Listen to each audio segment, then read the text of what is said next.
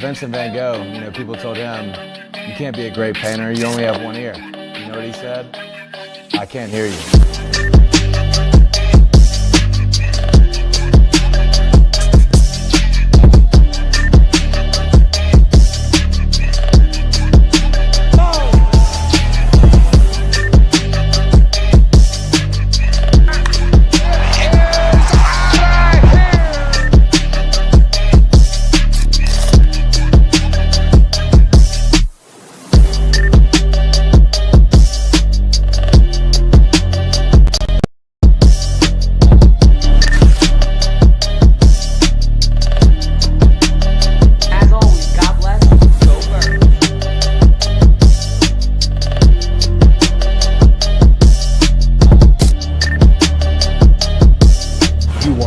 Listening to Sippin' Sports, a Phillies sports talk morning show with KJ and Dalt. Proudly powered by 302 Birds.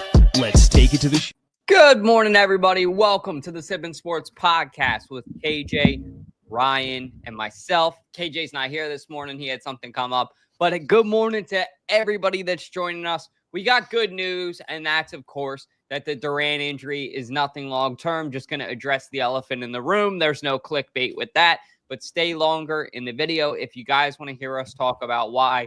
But Broad, how you doing on this beautiful Saturday morning? I'm doing well. Finally good to see the Phillies snap the losing streak, so that was great. And I'm also very happy to hear last night was beyond scary when Duran got hit and everything transpired with that. And then you were like, oh, crap, he could be seriously hurt here. Something's not right. And then come to find out that the first set of x-rays were negative and that he's going to have another set of x-rays today. But it was good to hear and good to know that the negatives were that the x-rays are negative. And so it's a good morning. It is a great morning. Yeah, I agree, man. And there's Eagles football today. Good morning. Woo! Game Good morning. day. Can I get a game day, Broad? Game day. Yeah, that was good. That was good. Now I'm hyped up, man. Yeah. It's a fall morning almost out here. But let's go ahead and get into the Phillies first. We'll save the best for last. I know Broad and I are hyped up about the Eagles tonight. 1-0 in the preseason. It definitely matters, guys. But a little bit of a National Series update. So you said it a second ago. Feels so good to break out that win streak. Do you think that this will continue for this team? I don't know. I don't know. It's just right now. It's in such a. I'm trying to find the words because it's like this team is a good team, but they're just so inconsistent. And what bothered me was when everybody before. When they won the series against the Tigers, when they swept out the Rangers, everybody is like, oh, my God, this team is so good. Look, this team is the same baseball team that they have been for 3 friggin' years. They can't hit consistently. They can't pitch in big-time moments. Trey Turner 2 nights ago was swinging at pitches that almost hit him. He had a ball bounce off his face almost. I mean, it was like ridiculous. Nick Castellanos looks beyond lost up there at the plate. So they got a good win last night, but they only got a good win because of the fact that Schwarber finally hit a home run. He hasn't had a home run in days. And Harper, who I'm getting increasingly annoyed with, is finally hit something last night.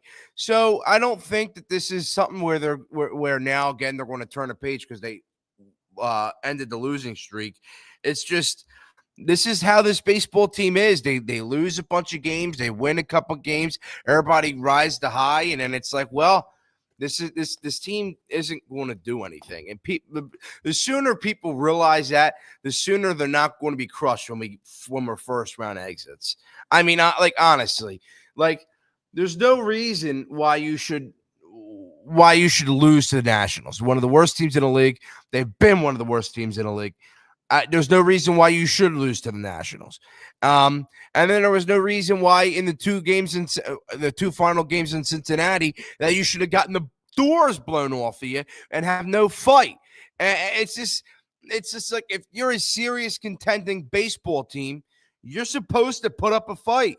You're supposed to play until the 27th out is recorded. It's just like, and if Schwarber's not hitting homers and Turner's not, look, I'm not even going to third turn. If it literally comes down to Schwarber, if Schwarber doesn't hit a home run, this team is not going to win a single baseball game. And the last time he hit a home run, prior to last night, was that first game in Cincinnati, which the Phillies won. He didn't hit a home run in the last 2 games in Cincinnati. Didn't hit a home run in the first Washington game, but it's a home run last night. So if he hits a home run, it seems like they're going to win. But if he doesn't, it seems like they're going to lose, and that's just not a good place to be. No, it's not. It's really not when you rely on. It's not even just Schwarber too. It's also Harper. I know that last night was a great game because both of those guys got a hold of one, but that's not going to be every game. Like you said, bro, other guys got to be able to step up. And it feels like we've been saying the same stuff with this Phillies team for a while now. We've been saying, hey, we need some of these younger guys to step up. Hey, we need some more bats other than Schwarber and Harper. Shout out to everybody that's just joining. We're sharing in some Facebook groups, but all in all, you're right. They should be beating up on this team, which last night they did, but Thursday night they didn't. So it's going to be interesting to see how this game goes today. Is this a 3-game series? I didn't even get to It's look. a 4-game. Okay. They're playing till Sunday. Yep. Okay. So yeah, they really got to get the job done today and tomorrow. Then I want to see them win 3 out of 4 games. I was going to say, if not 2 out of 3, but yeah, you're right. This is a 3 out of 4 game winnable series for the Philadelphia Phillies. Bats need to come alive. I want to see Casty get one. Is it called Players Weekend this weekend, right, Broad? That's Correct. What's going on. Correct. So everybody's got this bat, right? Everybody's all hyped up. Everybody's like, ooh, look at my shiny new bat. Ooh, I want to hit a dinger with this. You know what I want to see? I want to see Castellanos crank one. I want to see him get a hold of one. And I want to see him get his mojo back because it's been too long. And if it doesn't happen soon, it could be the end of the Castellanos era here, in my opinion. Well, he's another guy I'm getting increasingly fed up with. I don't know, and I'm trying to be nice, but I'm also not trying to be nice. And he can't play. He can't play. And I saw a stat, and I haven't read up on the stat since. But Friday night, so Thursday night, I read his stat, and in the past, he hasn't had a walk in the month of August at all. He hasn't walked in August at all, which is a disaster. Okay, he's bottom 10 player in WAR. That's terrible. Okay, so he's in the month of July and August. He is batting 200. So it's like he's becoming a below average defensive right fielder. He swings at pitches out of the zone.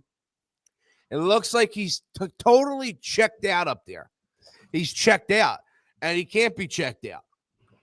But it's a weird thing because when he's hot, man, he is hot. You know what I mean? When he's hot, that guy's playing good baseball. But he's riding this low, and it's like, when are you going to come out of it? And right now, I'd rather have Brandon Marsh and Bader and Kepler all play over Castellanos. And I can't believe I'm saying that about Kepler, but I'd rather Kepler than Castellanos right now. I'd rather him. He's a better defender. He's faster, and he's been hitting the ball a lot better. I mean, even though he's not getting a bunch of hits, I mean, he's hitting the ball much harder, which is a great place to be. Bader is great defensively, and it looks like if you could play him, he's another guy.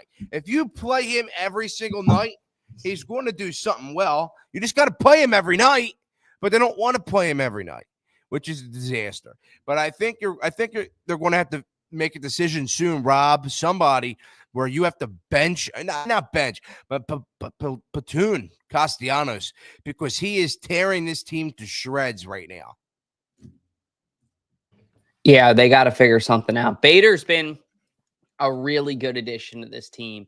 I feel like mentally and also the way he plays. But when he first came here, we were at that game that Friday night when he came out to that Drake song, and it was nuts. Like, now he's definitely got some growing to do, right? He still needs some more seasoning. There's still some things to be fixed on. Nobody's perfect, but it's pretty easy to be better than Castellanos right now. I think I was looking, dude, at his batting average last 20 games. I think it's like 1,500. I'm like, okay, let's check out his last 5 games. Checked out his last 10 games, because it was versus his last 20. His last 20, it was 1,500. His last 10, it was like plus 100. His last 5, it was like plus 0.505 or something ridiculous like that. So yeah, he's got to get his shit together, because when you are going that downhill, it's like boom, boom, boom, and it just keeps going down and getting worse. It's not going to be a good look for you in the MLB. I mean, you got a job to do. You got a position to uphold, and you need to also be productive offensively. Sometimes, like, right? Like, you got to be able to do something. And I am the biggest Castellanos guy in the world. Love him. Think he's the coolest dude in the world. But you got to be able to play baseball, dude. You said it yourself. That's how you make a living. So go out there and make a living. He will. I just looked at his stats since August the 1st. So August the 1st, the first game of August was the first game of that Detroit series. And since August the 1st, he's had 7 hits. 2 of the 7 coming against that in that first game against Detroit. Then in the next game against Detroit, he had 1 hit. So he hasn't. I'm looking at his stats right now. Last night, 0 for 4. First night in Washington, 0 for 4. Final night in Cincinnati, 0 for 4. Second game in Cincinnati, 1 for 4. First game in Cincinnati, 0 for 4. And 2 games in the Texas series, he goes 0 for 4 and then 0 for 5. And then in the final game of that Baltimore series, he goes 0 for 4. It's like, dude, I don't know. Like, we're paying you too much money to be like this. He's getting paid way too much money to be just there in the lineup. We have too many of these guys that are like Castellanos. 0 for 4. 0 for 4. 0 for 4. Stott 0 for 4. 0 for 4. 0 for 4. Romuto 0 for 4. 0 for 4. 0 for 4. Kepler and Marsh half the time 0 for 4. 0 for 4. 0 for 4. And so there's too many guys on this baseball team that are like that. We can't have Castellanos, who, mind you, is a $20 million player, playing the same way that a guy like Brandon Marsh or Kepler's playing. That's not good enough. Look, and since Castellanos has gotten here, he has not been good enough. I mean, if you remember, 2022 was a friggin' disaster out of him. 2023 had a pretty decent year. Last year, he had a very good year. But it's like we're never seeing the Castellanos that we saw when he was a Detroit Tiger, when he was a Cub. We're not seeing the Castellanos that we know Castellanos could be. We're not seeing the power bat. We're not seeing the guy that can drive a baseball anywhere on the field. We're seeing a guy that just goes up there and is so tuned out, he's just swinging at pitches just so that he can go sit down in the dugout again. So it's not good. It's never been good. I'm fed up with Castellanos, and this can't go on any longer. I think he has to sit tonight. But they have to make a decision on if they're going to platoon him. But I think that's a pretty good option right now. Yeah, I think so too. I think, unfortunately, where he's at, platooning is the answer. And you're right. Hasn't been the same Casty that he was in previous years. I don't know if that's age. I don't know if that's mental. I don't know if it's a blend of the two, or if it's just a slump. But whatever it is, you got to do what's best for the baseball team at some point. So last night, obviously, everybody was watching the game and had a mini heart attack. Ryan and I were talking about it backstage before the show. I about shit myself, man. I mean, it was scary. You see that guy that we just signed who has been electric for the Phillies. You want to talk about pitching gas. I mean, for God's sake, the dude set the record at Citizens Bank Park for the fastest pitch ever in one of his first few games as a Philly. And then you see that almost, I guess we'll call it an injury, but it could have been worse, is why I say almost injury, knock on wood. But it could have been a lot worse. The initial x-rays are showing that it's just a bruise on his right ankle. So that's the good news, is that it's nothing long-term. Should be a short-term injury. Phillies can play this smart and still have their guy pitching at a high level come the playoffs. But anytime you see something like that, Broad, I mean, you're going to feel something in your pants, right? I mean, I sure did. Yeah, it was a scary sight. And so, as I stated earlier, I mean, it was very nice to know that the x-rays came back negative, which was great. But it is all over Twitter. And now this is what's really been bothering me. And it's this, you know, the people out there, Twitter, Instagram, everywhere, you know, I don't know why Rob Thompson put Jhoan Durán in that game. Rob Thompson should be fired. He should have never went in. First of all, Durán hasn't pitched in days. Second of all, I guess you don't watch baseball because sometimes managers put closers in with a 4-run lead, especially if they haven't pitched in a long time. So none of this is on Rob Thompson, because how would Rob Thompson have predicted that a freak injury, a baseball bounced off a pitcher's foot, is what's going to cause an injury? You know, you can't see that. That's not an injury that happens all the time. So you can't blame Rob Thompson. I thought that was a great managerial decision. I thought he did what he had to do. He went in, he put him in.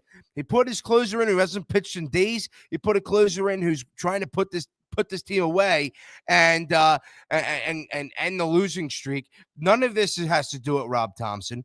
And the fact that people are out there complaining and talking bad about Rob and that decision, they have no brain cells. You don't know what you're talking about if you think that Rob Thompson made a bad decision going with Jhoan Durán last night. That is a idiotic statement. So whatever.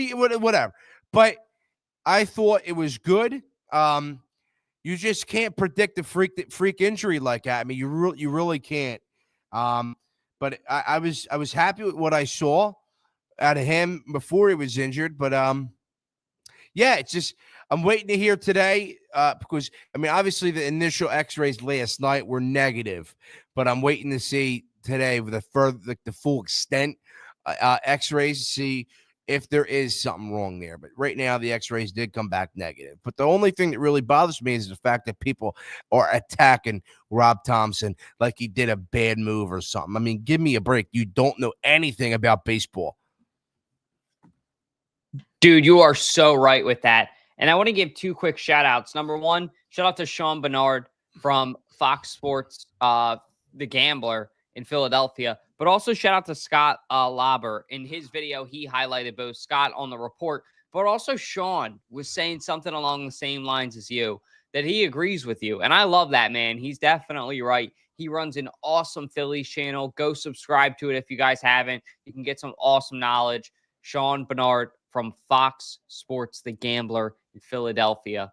But yeah, everybody I think is feeling a little bit better after all that. But let's talk about something that Joey was talking about a little bit earlier in the show, which is the Cincinnati Reds. There are rumors that these guys are potentially trying to steal Kyle Schwarber, being they had his dad throw a first, which is going to pull at the sentimental value, right? That's going to pull at those heartstrings.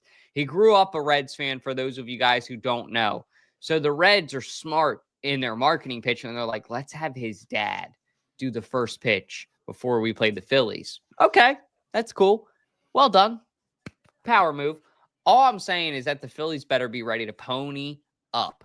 They better be ready to have that checkbook ready, which I think they will be. I do think that they'll get the job done. Bryce Harper said it himself. He does not see Kyle Schwarber retiring in any other baseball jersey, and I agree with that. But this rumor going around right now is a little bit scary for me. I mean, I think if the Phillies are not going to be smart enough to understand how valuable of a piece Kyle Schwarber is, that age is really just a number for this guy, especially right now. He's still in his early 30s. I think he'll be 33 when the season starts. If I looked it up, his birthday's in March. I think he's 32. But this dude, man, he's a freak. He's a whole month dedicated to him at Wawa. He is a cemented piece to the Philadelphia Phillies organization right now. And I'm with Bryce. I don't see him playing for any other baseball team. Even with these, marketing ploys going around in the MLB, players I'm sure are going to be tweeting at him in the offseason. This is just the beginning of the noise, Phillies fans. I'll tell you that. I want to repeat that again. This is just the beginning of the noise with Kyle Schwarber. It's going to be a long offseason until the season gets done. I hope it gets done before. I really do, but I don't think it's going to, because they both said both sides aren't going to talk until the season's done. So Phillies fans, number one, better get used to this, but number two, Phillies better open up their eyes like, hey, he's a hot commodity, and if we don't sign him, somebody else is gonna. Yeah. My assumption of what the real opinion and unfiltered opinion about what I think of what the Reds tried to do with Schwarber, they should be investigated by the MLB. I don't think that there's any reason why they shouldn't be. The Cincinnati Reds should be investigated. The Reds have to be investigated for tampering, because what they did with Schwarber is not allowed. Allowing him to throw out the first pitch, knowing he's in a contract year, knowing he said he'd love to play for the Reds if the opportunity came to him. So now they're trying to let him throw out the first pitch. Then the report comes out, they're giving him the key to the city. And then, I don't believe this has anything to do with it, but then the Phillies planes have problems. They wanted to do anything they could to keep Schwarber there in Cincinnati. Look, all that they did was tampering. They are tampering, and it is not good. These are not things that you can do in the middle of a season. Wait till the off season. If Schwarber really wants to go to Cincinnati, he's going to go to Cincinnati. There's no stopping him. But you can't mess with him right now. You can't do it. I think the MLB really needs to investigate the Cincinnati Reds, because what they did was not right.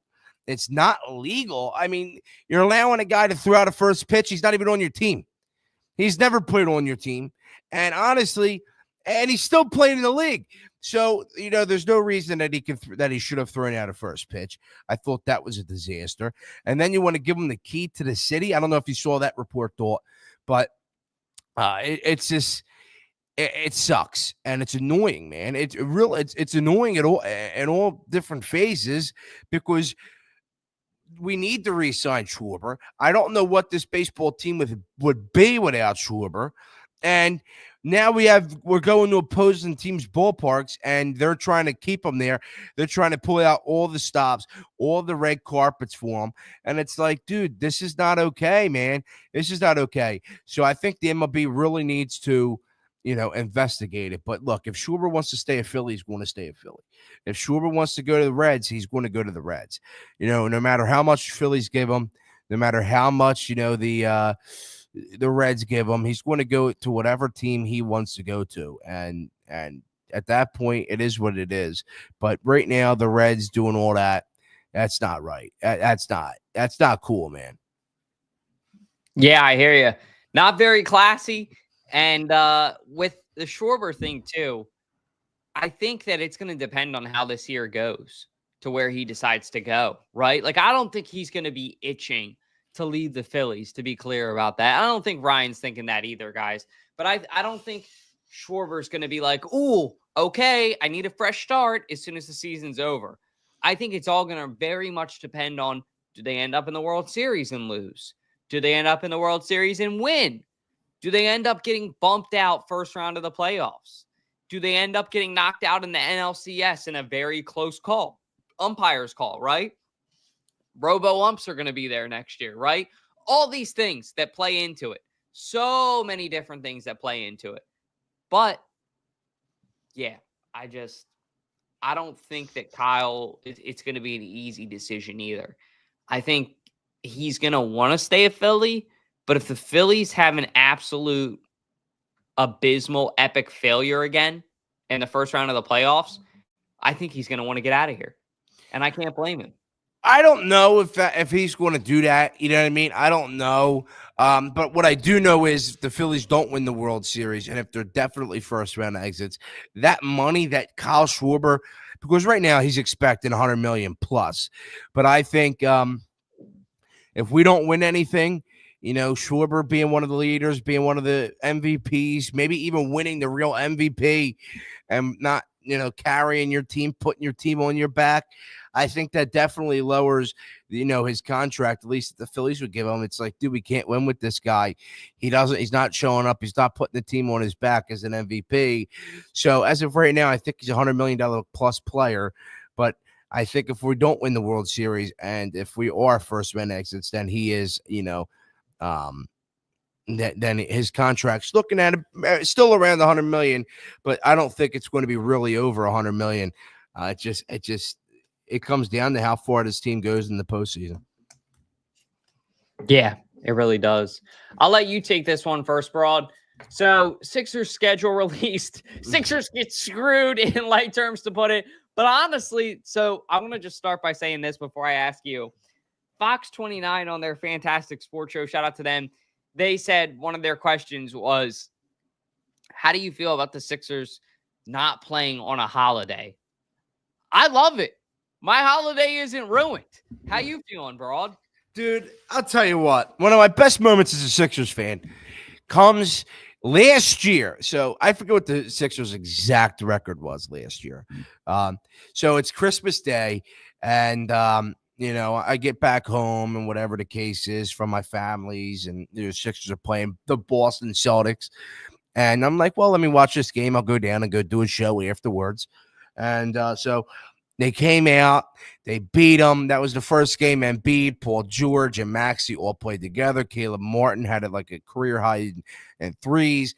I was like, oh my God, this team is going to go on a run. This is great. They came out. They won like 20. They won like 30 something games, didn't they? But look, I'm happy that they don't play on any holidays. I think that's great. Just because, those games are supposed to be for the teams that are good. Those are for the teams that are going to go win the finals. That's for like the Celtics, for the Lakers. That's where those games are. That's the team that the games are for, not for the Sixers. Okay. I'm all in favor of the Sixers not playing on any holidays, which is all fine and dandy. But when it comes to the Sixers schedule, they have a pretty tough schedule. And now there's some that I really need to go over with all of you in case everybody missed. So right now, and I want to break this down with everybody. So I saw a picture on Instagram 2 nights ago, or maybe even last night, and it was Paul George showed up to a nightclub or like to a bar, nightclub, I guess, down the shore, and was in a knee brace. But the Sixers told us, oh, he'll be ready to go. Okay. Then you have Embiid. Embiid's still having his knee problems. He's not 100%. Then yesterday the video comes out of Nick Nurse saying, oh, yeah, well, he's positive. He's ready to go. He'll be good. I've heard all these lies before. So the home opener is October 25th in Charlotte. But these are, even though the Sixers are not playing on any holidays, they still have 14 national TV games. They're playing 14 times on national TV. One of the worst teams in the league. And they're playing 14 times on national TV. That ain't right. So the Sixers are one of the worst teams with back-to-backs because of the fact that Embiid's unhealthy, can never play back-to-backs. Paul George is now taking in Joel Embiid's footsteps and can't play back-to-backs. But so that screws the Sixers. The Sixers have 16 back-to-backs this year. They play 16 games that are back, 16 times games back-to-back. You know how ridiculous that is? As one of the worst teams with guys that can't play back-to-backs. Yeah, let's screw them and give them the most back-to-backs. I mean, that's ridiculous. And they play some of the most games they play a lot of games in January and in March. 17 games in January, 16 games in March, which is very, very high. I think the NBA screwed them, and I think the Sixers have no idea what they're going to do right now. and B's not healthy still. Paul George isn't healthy with this schedule. I mean, they have a tough schedule, and just based on the fact that they have, 16 back-to-backs, and they have so many games in March and in January. I mean, it's just they got screwed, but it is what it is. I mean, this team needs to figure it out. Nick Nurse needs to figure it out. Paul George and Joel Embiid need to show up and play a little bit differently. I mean, that's the biggest part. That's the biggest thing that we're at right now. But yeah, that schedule, it's a pretty wild one. But I don't know if you saw that video, or I think it was a picture, but I'll send it to you on Instagram. It was Paul George. He was like outside a nightclub waiting to get in, or like a bar, and he had like his knee brace on and shit. Oh, it looked so ridiculous. He looked like an idiot, man. Yeah. I got a chance to see it. Number one, he looked like a creep. I feel like everybody's like 20 years younger than him out there. But number two, yeah, man, it's just the brace was not a good look. Number one, for your job, and number two, probably for what you're trying to accomplish, clout, in the club, trying to look cool, trying to show off a little bit. Yeah, probably not walking around with the knee brace is the coolest thing, my guy. But I will say this about the back-to-back games. This is going to make the Sixers a very good team, I think, in 2026, 2027. They are going to come out like a caged animal. They are going to be on fire. They are going to be one of the best teams in like NBA, because they're going to be so conditioned and so used to playing basketball at such a high, fast pace that other teams aren't going to be able to keep up with them. This kind of reminds me, and to make a little transition to football, of when Chip Kelly left the Eagles. It wasn't the worst thing in the world. Well, it was the greatest thing in the world, I should say, because number one, Chip Kelly left the Eagles. But here's why it wasn't the worst thing in the world. All these players were in some of the best shape of their life, especially the defensive line, man. You can go back and ask Fletcher Cox. You can go back and ask Brandon Graham, any of those guys who played for Chip Kelly. They will tell you that was the fastest pace of football they ever had to play, because the offense was at a hurry up. So the defense was on the field damn near 70% of the game. So all these guys are so conditioned, so used to playing at a fast, high pace. That's why I think that the Eagles team, even with the Carson Wentz injury, still won the Super Bowl in 2017, 2018, because they were conditioned well mentally and physically. That's a big thing. So maybe that'll kind of, play into the Sixers here. I don't know. Maybe it could be a good thing. We'll see. But moving along now to our next topic. I'll let you take this one first, Broad. The Browns come to town, man, and we got our preseason game today at 1 o'clock. Geez, I didn't know it was that early. I got to get ready. Yeah. But how excited for you are this game, and what players are you most excited to see play today? Well, I think the most important player that I need to see play is Killy Ringo. Look, I came on here last Saturday, and I ripped Killy Ringo a new ass. I said, look, this is not this. You've been hyped up way too much by your coaches, by your teammates, by reporters that watch you every day, and now I have to watch you play consistently, and you shit the bed.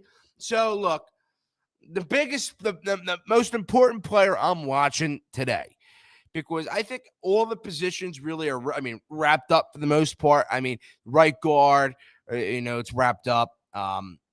We know McKee's going to be the second string. So that's all fine and dandy. But right now, there's still a position battle, A, at safety with, Sidney Brandon McCuba, and B, with Adoree Jackson and Keely Ringo. But I'm seeming to think that Adoree Jackson is really going to take that job, and he probably should. Ringo sucks. So the one person that I'm really looking at today, and I'm happy that it's a 1 o'clock game. Get me ready for Sundays at 1 o'clock. This one football is supposed to be played. But I'm looking at Ringo. Ringo's who I'm looking at. Can Ringo play? Can Ringo, fix some of his problems that he's had? Can Ringo guard a little bit better? Because remember, Jamar Chase is very good. Let's not get it twisted, but he ate him alive. I don't know how Ringo can look. Ringo can get eaten alive by Jamar Chase, but he had to put up a little bit better of a fight. So I think right now who I'm really looking at is Kelee Ringo, and then at the safety position as well. I'm looking at both, but really at Ringo and Adoree Jackson. But I think right now I'm leaning towards Adoree Jackson. Wow, Adoree. So I'll say this. I do think Adoree Jackson has that experience, and he's probably got more of the qualities that Vic Fangio's looking for, right? So I do get that. But let us know in the comments who you guys think will start that cornerback spot. I definitely agree with you, bro. This is going to be one of the best battles to watch today. I think Jacorian Bennett is going to start to make a case.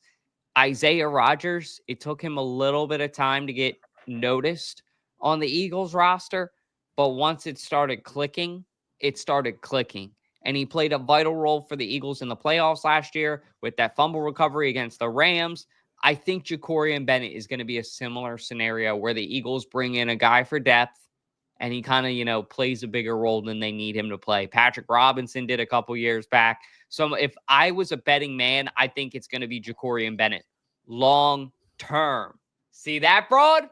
Now I agree with you. I think week one, it should be Adoree Jackson. It's not going to be Ringo, right? No. And I like Ringo as a person. As a player, man, you got a lot of seasoning to do. You got a lot of things to work on. Not saying he can't get there. He can definitely get there. He has the tangibles, but he's got to put the work in. And Mac McWilliams, I think, has the potential, but same thing, he's just not there yet. So I think Jacorian Bennett, come week 4, come week 5, that's when I think you're going to really start to see him make an impact for the Eagles, and you could see him be an outside corner that the Eagles could rely on. But I don't have any issues with Adoree Jackson. Very high draft pick, has good caliber from where he played, and also has good experience around the NFL. The dude's been around the block. He knows what he's doing. He's been beat before and he's won before. So I think that comes into play. And also the Eagles are also going to have another guy that is able to give Cooper DeJean and Quinyon Mitchell experience. So even if Adoree Jackson doesn't work out, there's that comes into play. Right. And I think that's why I really like Adoree Jackson is because, he's quote unquote a veteran. He's been around the league a little bit and, so he has the experience, which is the biggest thing. But if I remember last year when Ringo would come in when Slay wasn't available and a whole 9 yards, or, Isaiah Rodgers wasn't available, he didn't look good. And that's the worst thing. And then coming into the year, everybody's hyping up at Kelee Ringo. And then I'm watching him and he sucks. So, and I think the Eagles knew this. So that makes me wonder why they really gave away Isaiah Rodgers. Isaiah Rodgers, if we had him, keeping him would have been great. He would have been great with this team, continue to be great with this team. So I don't know why we gotten rid of him, especially because it didn't seem like I thought they had more belief in Kelee Ringo. But when I see Ringo, I think he's trying so hard to be like, to be the starter or to be that guy that he's overplaying himself now, and he's looking really bad. He's making himself look like a fool, which is not a good place to be. But yeah, I definitely am looking at Ringo, but I'm really giving it to Adoree Jackson. Yeah, it's going to be fun to watch. Let us know in the comments, who are you guys most excited to watch today? Very excited to see that. And thank you to Broad as well for joining us this morning, being active in the comments. I appreciate the hell out of you, man. You are freaking awesome. If you guys don't, please be sure to go give his channel a follow at Broad Street Sports, his YouTube channel, his Instagram, everything. Check it out. Broad Street Sports, the best. Anything you want to say before we wrap up today, brother? We got football back at 1. Yeah, look, I'm a guy that's always like, hey, football needs to be played at 1 o'clock. That's when football is supposed to be played. And you know that, and maybe you agree with that, but I think that's when football is supposed to be played. I do like the 4 o'clock games. I do sometimes, but the 1 o'clock games, that's when football is meant to be played. But I'm excited. Phillies tonight. And then we got the Eagles, Browns, 1 o'clock. I'm ready to go with that. I'm excited. I'm happy. Look, I said this last week, there's a different feel in my body when it comes to Eagles football. you feel a little bit differently. You wake up on game days feeling different. You're ready to run through a wall. It's preseason, so I'm not ready to run through a wall, but I'm happy Eagles football is back. I'm excited. I'm ready to see a good game today. But yeah, it was a great show. I appreciate everybody for joining, and I appreciate everybody for liking the show. It was another great one. The best Saturday morning sports talk show in the world. Do not forget it. Broad, I appreciate you as always, man, bringing that energy, bringing that fire. We need that. And like he said, if you guys don't like, comment, subscribe, all those little things really help a ton. Other than that, be safe. Have a great weekend. And, of course, go Birds. Go Phillies and Birds. Go Birds! Go Birds!